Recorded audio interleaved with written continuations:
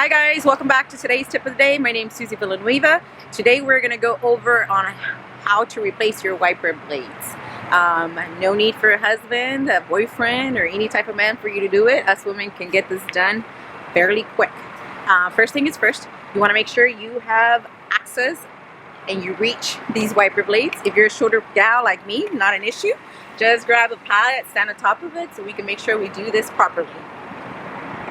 If you notice, there is two, the driver's side wiper blade will typically always be the longer one.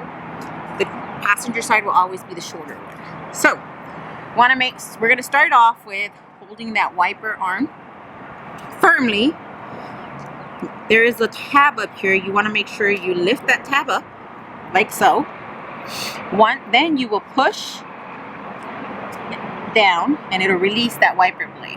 Make sure that when you set the old wiper blade down, you slowly put that wiper arm back onto the windshield.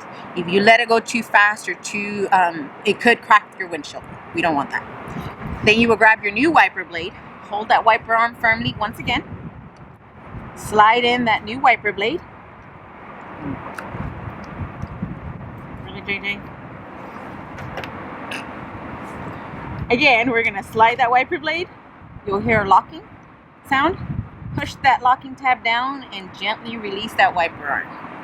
And like that, that's today's tip of the day. Fairly easy. We'll see you next time.